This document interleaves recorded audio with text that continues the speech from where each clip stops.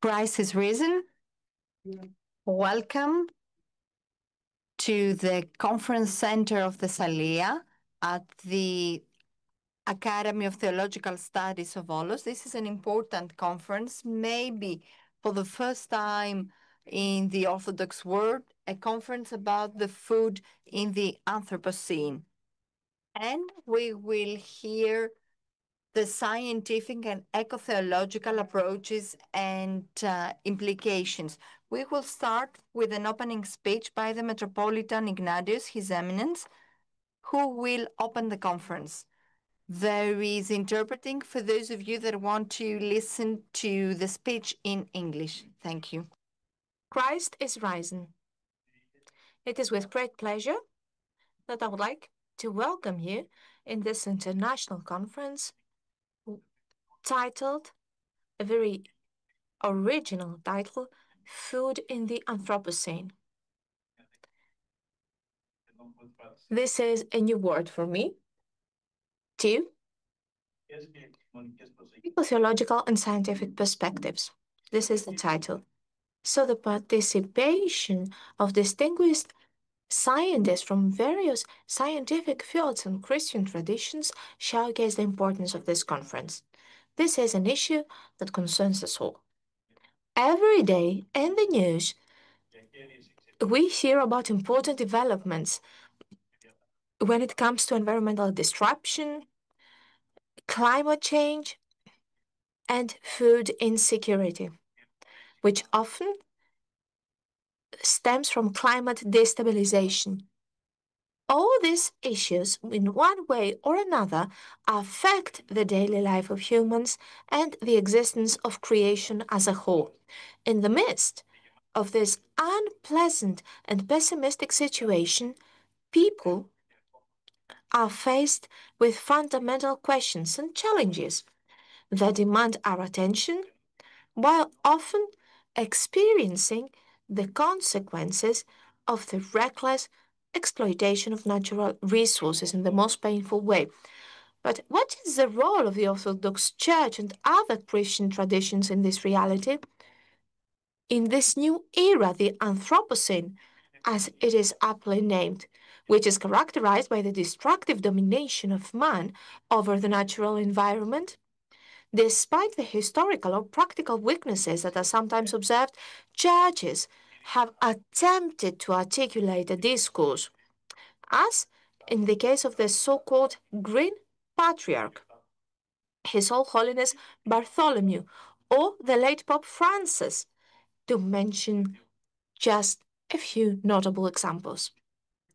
Aiming not only to denounce overconsumption or the problematic production models, the loss of biodiversity, the depletion of natural resources, but also to propose a new ethos, a new way of life, if you wish, which can tackle the deteriorating situation, restoring the disrupted harmony of the natural environment always towards a sustainable preservation of life. As you may know, and I'm sure that most of you do know, here in Thessaly, about 2 years ago, we were hit by an extreme weather event, the so-called Daniel, which tested the physical, mental, economic, and of course, the environmental resilience of our region. It was a devastating experience. The wounds have now largely healed. However, the risk and the danger remains. As individuals, communities, and churches, we must act not only against climate change and crisis, but also we should act in solidarity and we should try and support our fellow citizens who are in need and are mostly affected by those changes. I have to tell you that there was solidarity back then, immediate response of the local church, among others, but also the same happened in Thessaly and Greece as a whole in order to try and meet the immediate needs of the people affected. Imagine that we should give water to Mount Pelion, to the villages. You can understand what really was the case. As it is known, the bread of our neighbor is firstly a spiritual issue, a fact that highlights the importance of food as a commodity, or rather as a human right, that cannot be jeopardized, either intentionally or unintentionally, by the destructive frenzy of human hyperactivity. With the above observations in mind, the Volos Academy of Theological Studies, the research center of our metropolis, seeks through this conference, very relevant conference, if I may say so, to bring forward the pressing nature of those issues. Of course, we don't say that we have ready-made answers to those challenges, but above all, we want to raise questions for further reflection and action. Welcome once again to the beautiful city of Volos in our local church. I wish you the best for the works of this conference. I wish you to have a pleasant stay. I see familiar faces, so they know that they will have a very good time. And I also want to welcome to the people that come to Volos for the first time, and they must be sure that they will come back. I wish you the best. Christ is risen.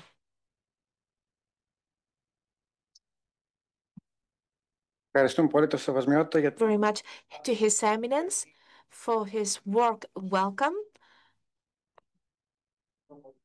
For welcoming us to Academy and to our metropolis. Before starting with the first evening session, I would like to make a short introduction for the rationale to this conference and to the challenges that we want to discuss. There has never been a time in human history when the search for food has not been a constant, unavoidable necessity for daily survival. Historical and anthropological studies have shown the importance of food in various aspects of the daily life of the primitive, but also of pre-modern human beings. So, along with the inherent religious bestowal of the meaning of life, food will slowly but surely took on a specific special significance that transcended its perishable materiality.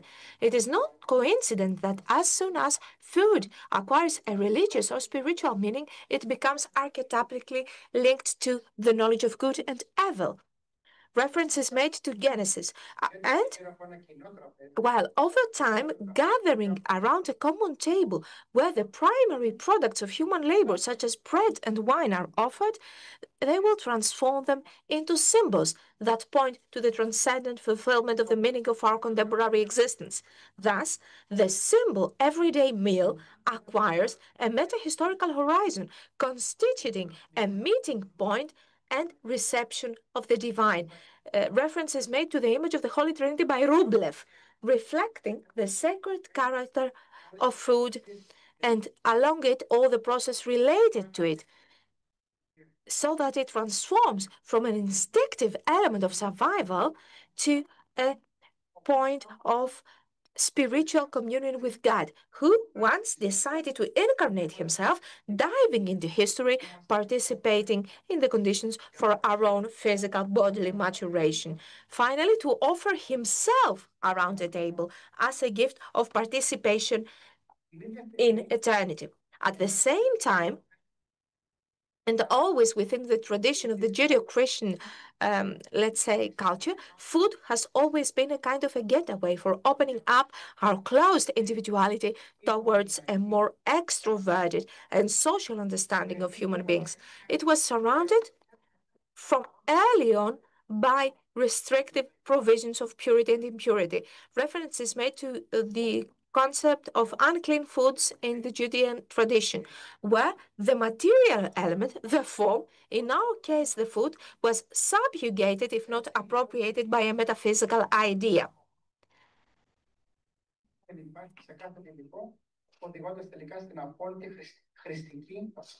Leading thus to the absolute utilitarian devaluation of food. When we have managed through struggles to move from the level of survival to the level of giving meaning to life and matter with higher values, the shift to utilitarianism, which measures the matter by criteria of self-serving commercial or non-commercial exploitation, has led to the disruption of the invisible harmony of nature, which was celebrated in many ways in pre-modern communities.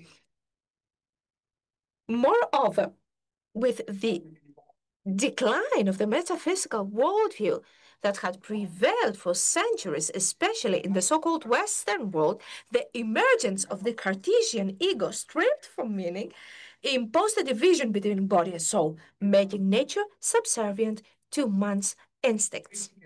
Nature and animals transformed then into tools, not for co-creating the meaning, but as necessary components of a huge machine, which to this day remains insatiable in its unbridled consumption.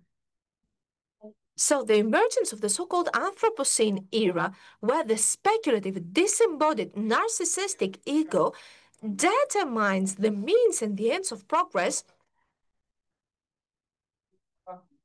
as we can see by the attempt to technically upgrade the human species in the name of artificial intelligence and transcends any heterodetermination by theistic or other traditions, inevitably led to the universal destruction of the ecosystem, whether it be for living beings or nature as a whole, causing already since the 60s a severe and irreparable damage to biodiversity and climate.